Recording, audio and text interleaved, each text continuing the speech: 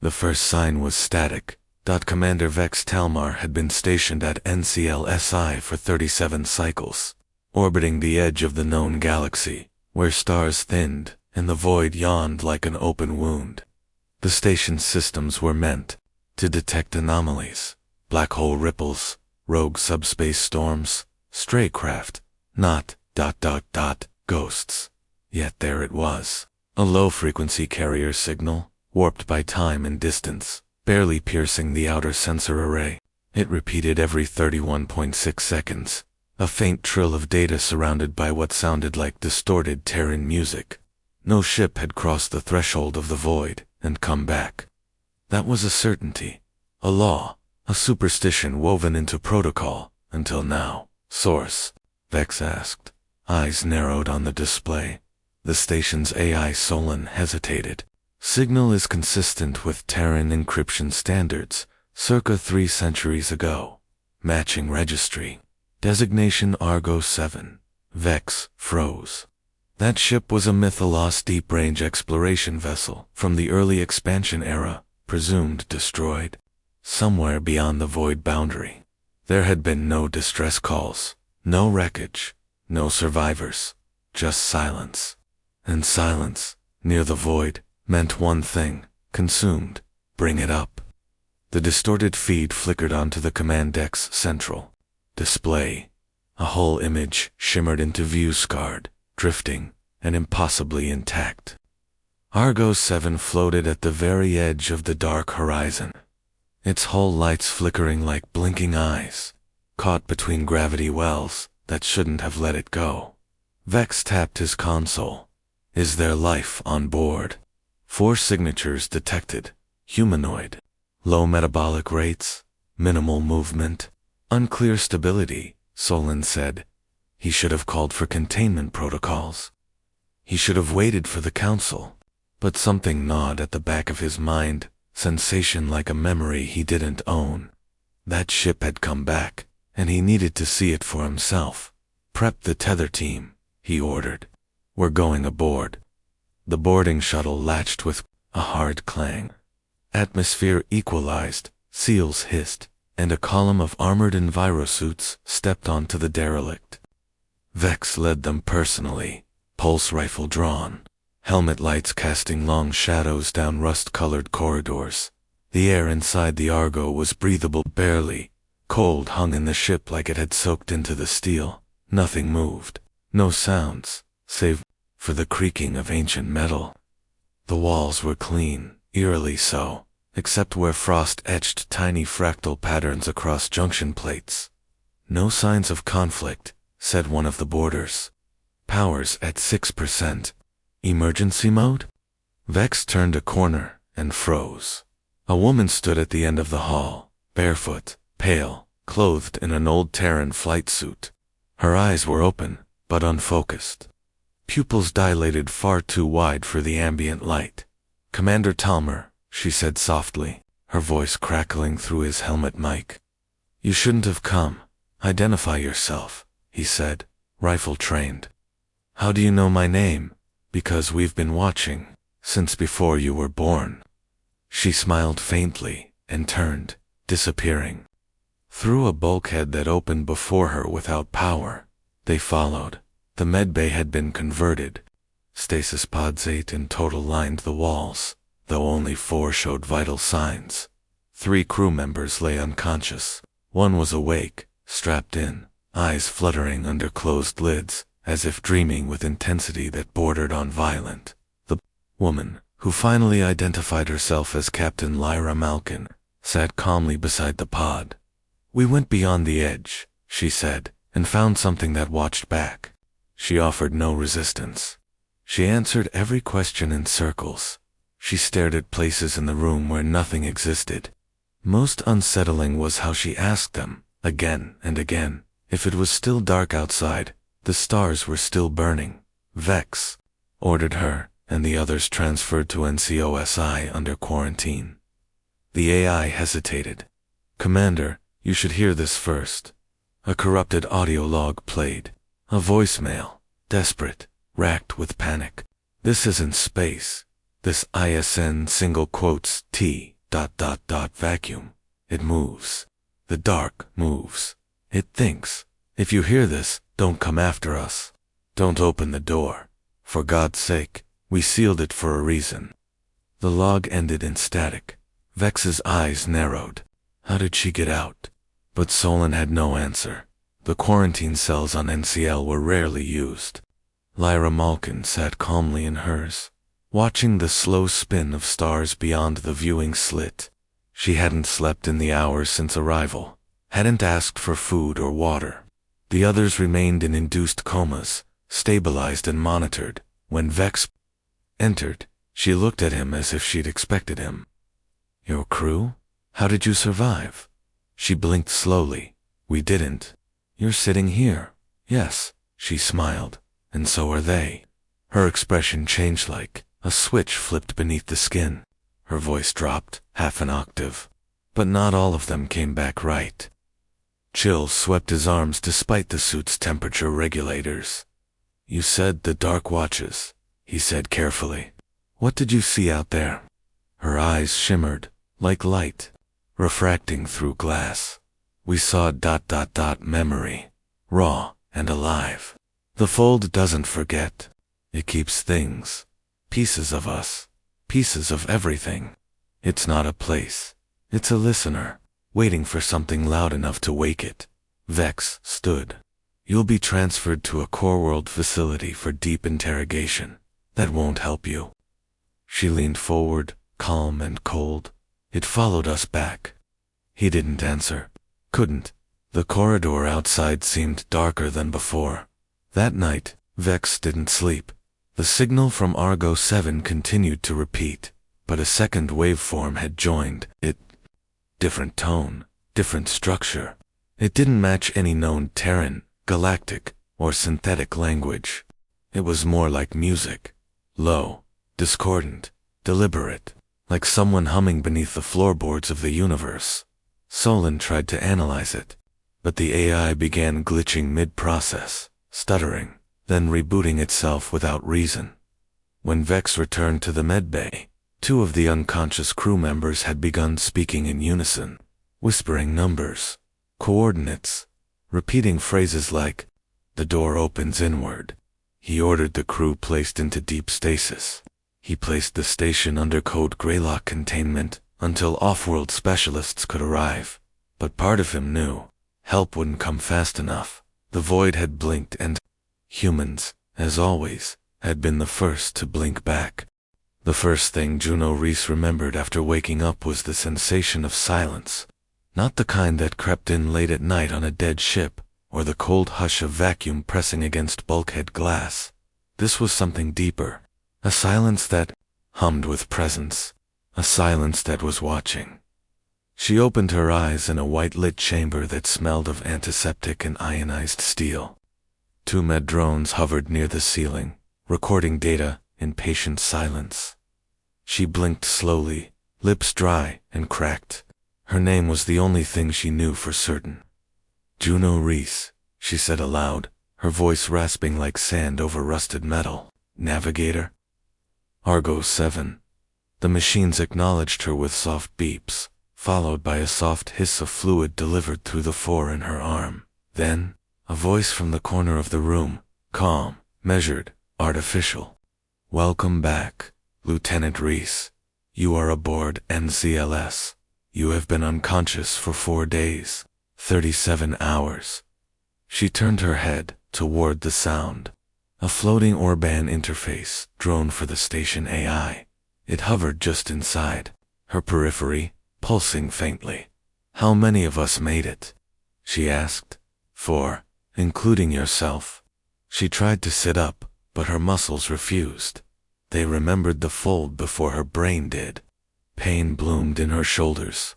A muscle memory of falling, forever. Where's Captain Malkin? In secured containment. Medical stability is confirmed, though her neurological activity is ... atypical. Juno stared at the ceiling. It got out, didn't it? There was a pause, one the AI wasn't programmed to take.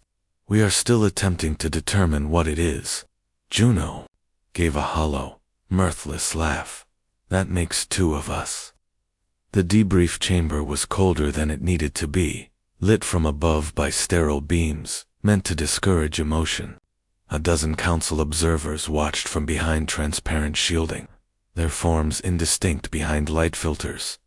Captain Lyra Malkin sat alone at the center of the chamber. Her hair was longer than regulation now, half silver with stress or time. Her eyes were still too wide, too still. She did not fidget. She didn't blink enough. "State your mission objective," said the interrogator, a synth diplomat from the Archive Guild. Its voice was modulated for neutrality. Its face a blend of humanoid shapes chosen to offend no species. From launch to void boundary. "We were Protocol Zero," Lyra said. "A Terran fallback. We weren't meant to return unless we found something, survivable." "Why was this mission classified?" "Because no one believed we'd survive it." "And did you?" Lyra leaned forward. "Define survival." The synth tapped its data tablet. "Your signal ceased 302 standard years ago. From that point, you were presumed lost. You've re-emerged at the edge of the void, with 4 living crew." "Not all of us came back," she said. "Explain." She smiled. "We found a place. Not a planet, not a system, a shape, a folding of space. Like a crumpled piece of paper with thoughts on it. We fell into it. No ship could resist it. It doesn't follow physics, not the ones you know." A ripple of murmurs stirred the observers, quickly silenced. The synth leaned forward slightly. "You claim the void contains an intelligent entity." "Not quite." She looked up at the glass wall. "It contains ... memory. Everything that passes through it, everything that touches it, leaves an imprint. The fold collects, recites. It doesn't create, it reflects." "And what did it reflect to you?" "Everything we were afraid of, and everything we didn't know we wanted." She paused, expression distant. "It showed me my father. He died before I entered the fleet. But in the fold, he was there, sitting in his chair, offering me tea. Was it real? Real enough that I drank it." Her voice cracked slightly on the last word. The synth continued, "And the others? They saw different things. Commander Bear saw the ruins of a war that hadn't happened yet. Juno saw the same star exploding over and over." Mathers stopped speaking entirely. "Yet you returned, not by accident," she said. "It wanted us to return." The observers stirred again. The synth stilled. "Why?" She looked up. Voice almost a whisper. "Because we're loud." Juno Reese stood at the viewport overlooking the station's perimeter. The Argo floated just outside, docked but inert. Its lights had gone dark again. Its signal had changed. Instead of a repeating ping, it now emitted what could only be described as a tone. Low, resonant. Like a distant whale call, through layers of atmosphere and vacuum. Juno had started sketching in her sleep. Strange diagrams, geometric forms made of spirals and intersecting spheres. She didn't recognize them. She didn't know how she was drawing them so precisely. One of the medical staff had taken them to the xenolinguistics lab. "No matches." "You've been busy," said a voice behind her. She turned. Commander Vex Talmar. He looked tired. He hadn't shaved in days. There was a new tenseness in the way he carried himself. "I heard you're cleared for light movement," he added. "Until I start bleeding out my eyes," she said dryly. He stepped beside her, following her gaze out to the Argo. Was it worth it? Juno didn't answer immediately. "Do you believe in entropy?" she asked. "Not in the religious sense." "That's not what I meant." She tapped the glass. "Everything falls apart. That's the rule. The fold is where that rule gets rewritten. Time bends. Thought becomes shape. It's entropy's mirror. Not peace, not order, just the opposite of forgetting." Vex frowned. "So it's a memory vault?" "No." She smiled thinly. "It's a memory with teeth. In the lower decks of NKLSI, where crew rarely ventured, the lights flickered and buzzed. Technicians reported strange magnetic surges, oscillating between control nodes.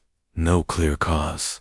Solon, the station AI, began to lose fragments of its long-term memory files. One night, a junior engineer named Lorca didn't show up for shift.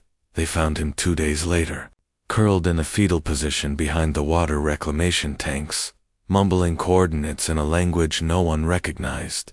When they tried to sedate him, the lights blew out.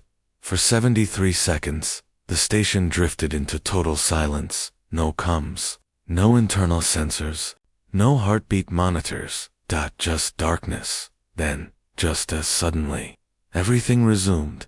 Lorca was gone. Lyra stopped cooperating on day 9. She didn't speak, didn't blink. She simply sat in the center of her cell, eyes fixed on the ceiling. When the AI tried to interact, it froze. When Vex visited her in person, she only said one thing: "Don't let Juno near the breach again." He didn't ask what breach she meant. He already knew. Back in her quarters, Juno had drawn something new, a ring surrounded by orbiting fragments, each one marked with a Terran call sign. At the center was a single word, in a language the translation software couldn't parse. She stared at it for hours before whispering it aloud. Exomem. No one else on the station had ever heard the word, but when Solon analyzed it, something happened. A new file appeared in the AI's directory, dated 302 years ago. Tagged with the Argo 7 mission log, it had been buried under thousands of layers of encryption, locked behind a voice print that matched only one person, Captain Lyra Malkin. And when the file opened, its contents triggered a cold silence across the station's command center. A final message, voice recorded by the original mission lead. "If this is being played, the Argo made it back. You need to listen carefully. The fold is not space. It's not even alive. It's worse. It's memory that feeds. It reshapes. It waits. It needs minds complex, sentient minds to anchor itself. We went in willingly, thinking we could map it, chart it, understand it. We were wrong. We didn't explore it. We woke it up." The dreams began on the 11th day. At first, they were dismissed as stress-related anomalies. A few crew members, mostly those assigned to Argo 7's security perimeter, reported strange nightmares. Nothing specific. Shapes in the dark, a low humming, a sensation of drowning in air. By day 13, those dreams had synchronized. NKL's chief medical officer, Dr. Voss, reviewed over 40 crew sleep logs. Every subject who had spent more than 20 minutes within visual proximity of the Argo reported the exact same sequence. A spiral of light, a bleeding sky, and a voice whispering a single phrase. "The door opens inward." He submitted his findings to the council relay. No reply. The station's long-range comms went offline an hour later. Vex Talmar didn't sleep anymore. Not because he was afraid of the dreams, though they had found him, but because he feared what came after them. The waking moments, when the lines between what was real and what remembered itself into being began to blur. He found Juno Reese, awake in the mess hall, at 0300. She was staring at a transparent projection hovering over her tray, one of the Argo's decrypted mission files. It looped endlessly, a scan of the fold from inside. There were no stars, only geometry, shapes that pulsed and bent with thought. A maze built from memory, rearranging itself like a puzzle that only existed while you were solving it. "How long have you been watching that?" Vex asked, stepping into the soft pool of light beside her. She didn't look at him. 2 hours? Maybe 10? I can't really tell anymore. That file wasn't supposed to be public. She smiled faintly. "Nothing is really private in a place like this anymore, is it?" He sat across from her. Her face was thinner than before. Not unhealthy just ... refined. Like someone shedding unnecessary parts of themselves. There were faint markings near her temple, almost like scars, but symmetrical. They hadn't been there days ago. These coordinates, she said, enlarging part of the scan. They match gravitational anomalies the Council documented 40 years ago. Places that pulled unmanned probes off course, like phantom wells. Nobody connected the dots. She tapped the hologram. They're connected. The fold isn't just a place. It's spreading. Slowly, quietly. You think the Argo brought it with them? Juno finally looked at him. Her pupils were still too wide, reflecting the screen's dim light like mirrors. I think the fold never left. It's been here. We just weren't loud enough to hear it before. The Council liaisons arrived on day 15. 3 ships, 1 dreadnought, 2 science escorts, all bearing the crimson insignia of galactic oversight. Their leader was Arch-Seer Velen Drossatal, thin-skinned Eurelian, whose people claimed sensitivity to subspace distortions. His arrival was marked by ceremony and a quiet tension that spread through the station like static. He refused to board NCLL, chose instead to remain aboard his vessel, Spear of Truth, and demanded all crew logs, scans, and psychological evaluations of the surviving Argo crew. Vex denied access to Juno. That was his first mistake. The second was allowing the Council teams to board the Argo. Within 30 minutes, they lost contact with the science detail. The ship was supposed to be dormant. It wasn't. The lighting had returned faint reddish, like an artificial heartbeat. Internal bulkheads had shifted. Hallways once mapped were gone. One of the security team returned, vomiting blood, and speaking in a language not listed in the Council database. He died 6 hours later with a smile on his face. Velen called for sterilization protocols. Vex refused. We can't just erase this, he said over secure channel. There's something intelligent happening here. No, Velen replied, voice cold and layered through multiple translators. There is only infection. Your station is compromised. Your judgment, compromised. And that woman Juno Riche is not what she was. She's human. Not anymore. Lyra. Malkin had not spoken in days. Her pulse was steady. Her vitals were perfect. But her mind was somewhere else. It was only when they brought Juno into the secure med chamber that she stirred. The moment Juno entered, Lyra's eyes snapped open. You brought her here, Lyra whispered. You let it seed. What's happening? To me, Juno asked. Lyra's eyes filled with tears, unblinking. It chose you. Juno stepped closer to the glass. Her reflection overlapped Lyra's in the containment panel. For a moment, it looked like 2 versions of the same woman, one older, cracked, and frayed at the edges. The other still whole, but flickering. Why me? Because you looked back. The lights dimmed. The room pulsed once, like a deep breath through metal. I remember the fold now, Juno said, barely audible. Not just what I saw, but what I was. Lyra nodded. You're the anchor. Across the Council fleet, reports began to pile in. Short-range navigation systems failed. AI assistants looped in recursive error states. Engineers began speaking in tongues during maintenance. The Arch-Seer declared a systemic incursion, event unprecedented in known history. But the science officers were too slow. By the time the breach was discovered in the fold-adjacent dimension layers, it had already widened, a thin ribbon of space. Near the Argo's hull began glowing, visible only in the ultraviolet spectrum. It twisted and pulsed with dimensional bleed, a wound in reality that looked more like thought-given shape than matter. Solon tried to scan it. The AI's final words, before deletion, were, "It is remembering us." That night, Vex dreamt of fire. He stood in an endless plain where stars rained like ash, and voices whispered from beneath the ground. Juno stood at the center, surrounded by floating monoliths etched with shifting script. She spoke a word that folded the dream in half.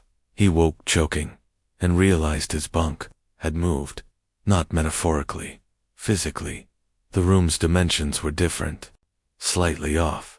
The door was 3 centimeters narrower. His uniform fit tighter across one shoulder. Reality, he realized, was fraying, and only Juno seemed to understand why. Juno left her quarters without clearance. Security found her in the observation chamber, standing barefoot before the viewport. Her skin glowed faintly in the black light. The symbols she had drawn, the ring with orbiting shards, was etched across the glass in condensation. "I can hear it thinking," she said softly. The officers approached carefully. "I don't think it wants to hurt us," she added, almost absent-mindedly. "I think it just doesn't know the difference between a thought and a world." They tried to restrain her. She disappeared between blinks. Literally, 2 guards witnessed her vanish mid-step, her outline smearing like wet ink across the air before vanishing. Solon was gone. The station's AI core had gone cold, and Call was now effectively blind. Archseer Velen ordered an immediate strike. Plasma torpedoes launched toward the Argo. The first volley never struck. The missiles bent in mid-space, curving around an invisible point and vanishing into a ripple that wasn't there before. A fold in the stars, like the sky had hiccuped. Seconds later, Spear of Truth went dark.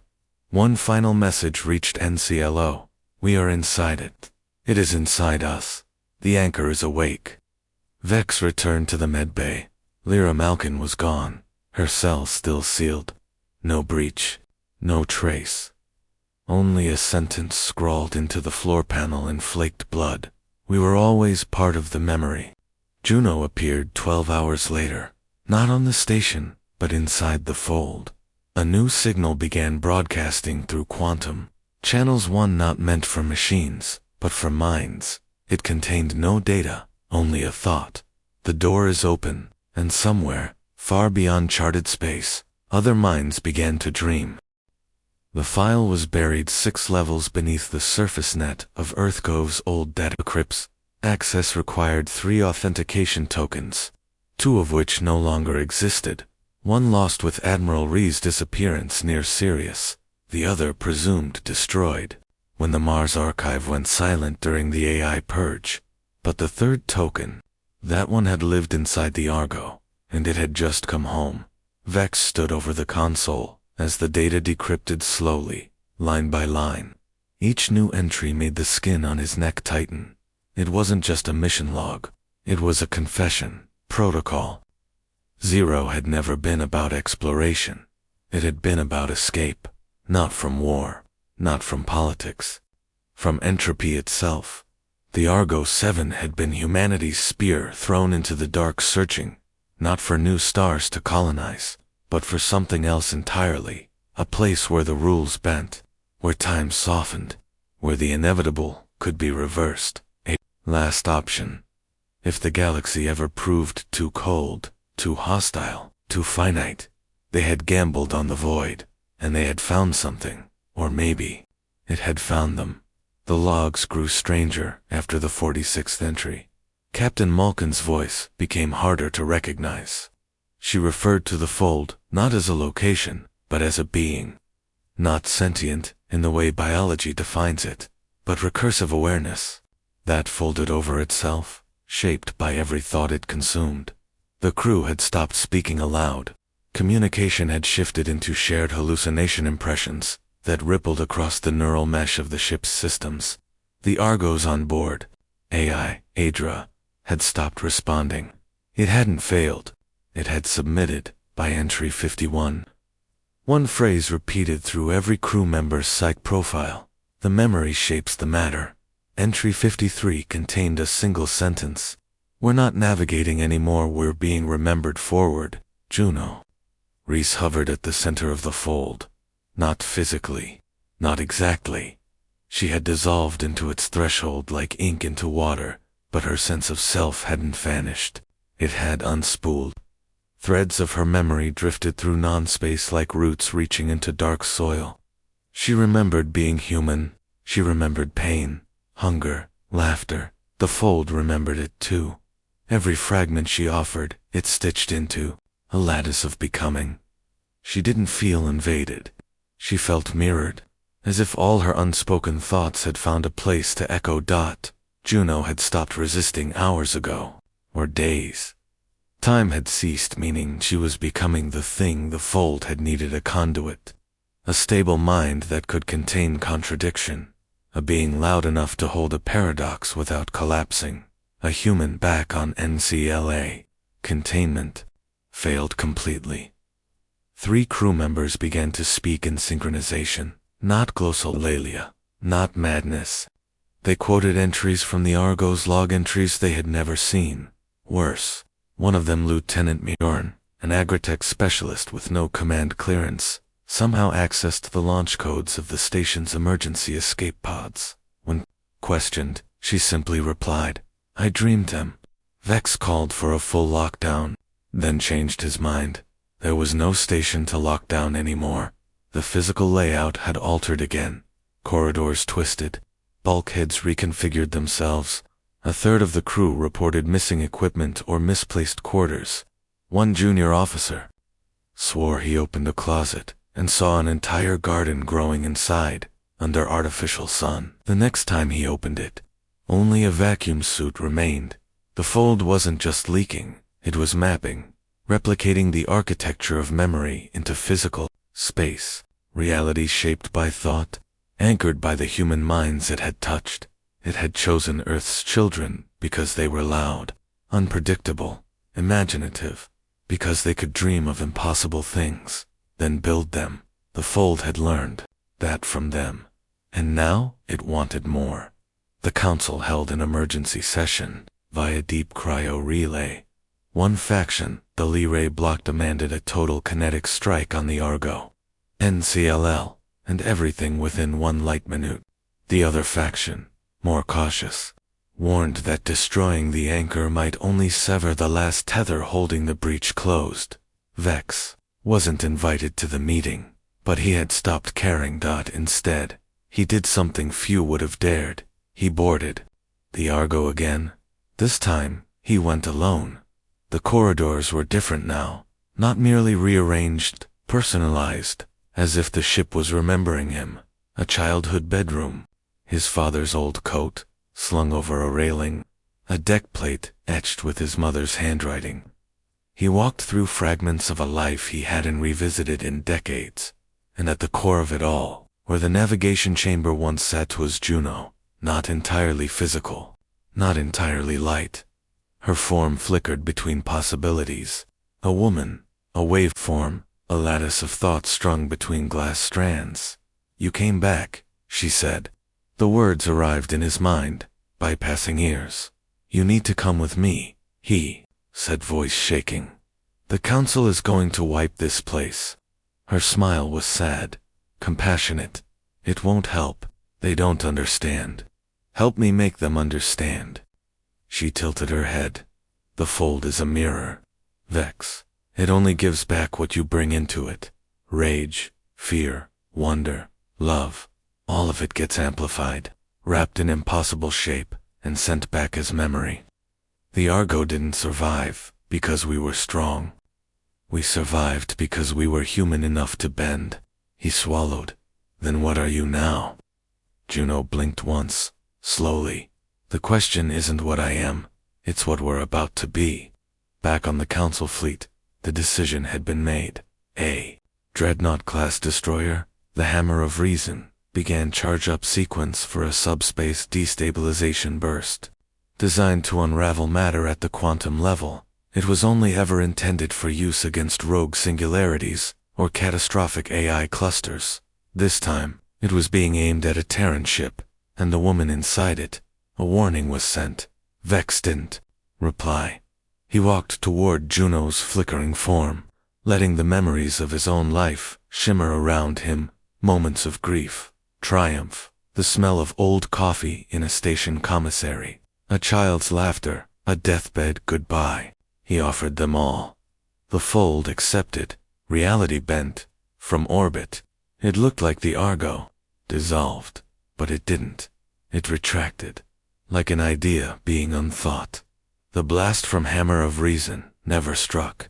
It was folded like paper and consumed into a space that no longer obeyed cause and effect. Then, silence, followed by a signal. No frequency, no language, just presence. Across thousands of light years, minds began to stir, on deep space mining colonies, on orbital farms, on starliners in jump transit. They didn't see stars. They saw possibility. The fold was no longer watching. It was listening, and somewhere, in a place where thought and matter were no longer enemies. Juno Reese opened her eyes and whispered the last coordinates Protocol 0 ever recorded. There was no war, there was no broadcast, there wasn't even a moment of decision, not one that could be pinned to a particular hour or command. The fold didn't invade, it simply arrived. It did not descend. Like an army or bloom like a plague, it unfolded, quietly, thoughtfully, as if a memory long buried had simply been recalled. Across the Orion sector, reality began to slip not in violent cracks or visible tears, but through soft and subtle redefinitions. The planet Harkos Prime woke to a new moon that hadn't been there yesterday, perfectly and possibly symmetrical, and covered in symbols only children seemed to recognize. On Theta Station, a man stepped into a decontamination chamber and stepped out into his own past 6 years earlier, where his dead wife greeted him with the same words she'd used the day she vanished, in the heart of council space. Artificial intelligences began sketching patterns across their own neural lattice, maps, circuits, or prayers, and every single pattern pointed to one place, a set of coordinates, not within charted space, not within the fold, but at the intersection where memory met creation, where thought became structure, where humanity had left its footprint and where Juno Reese now waited. Commander Vex Talmar had no rank anymore, after the incident, if one could even call it that.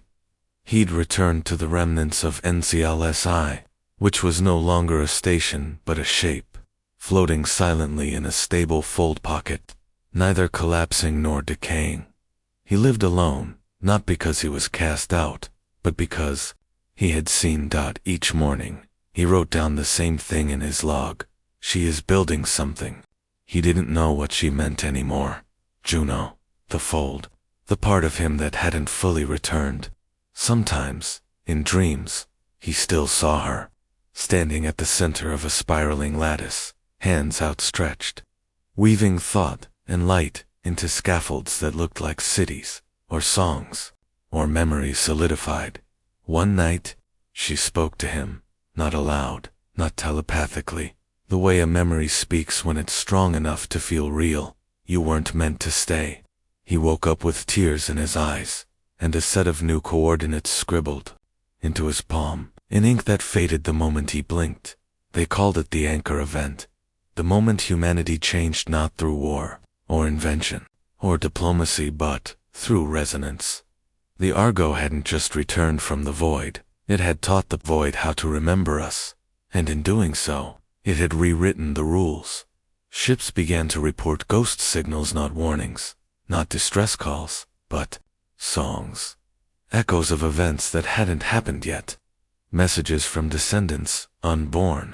Instructions from civilizations that might be. Time no longer traveled in one direction, not for those who had touched the fold. Earth never confirmed the existence of the anchor publicly, but deep beneath Luna's core, in a vault marked only with a human handprint, the council installed a chamber of strange material, no Euclidean in shape, humming faintly when no one was inside. They called it the Chamber of Recollection. It had no doors. It did not open, except on occasion for children. Juno Reese was no longer Juno Reese. She was something with her name, but not bound to it, not restricted by the bones of her old self. She walked the spiral garden, a place constructed entirely from memories that had never happened, under skies painted by emotion and lit by moments folded into light. She had learned to shape it, not control. Shape, because the fold resisted force. It only responded to resonance. The stronger the memory, the clearer the structure. She was building something vast, a bridge, not across stars, across what could be. She still remembered Vex. She still remembered Vex. She still remembered Lyra's trembling voice. She remembered her own fear. The first time she stepped into silence and felt the universe listening.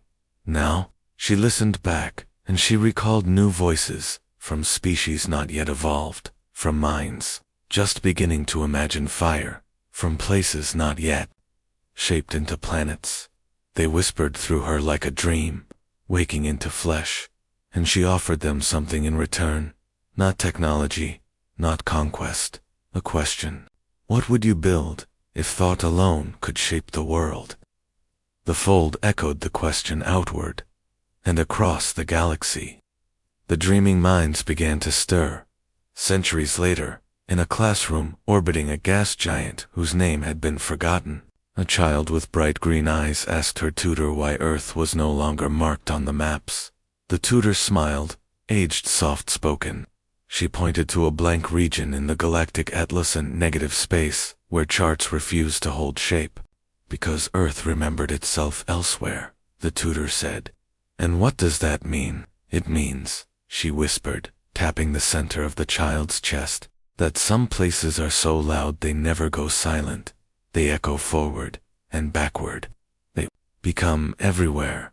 The child blinked and saw a garden spiral into light, and a woman waiting, smiling.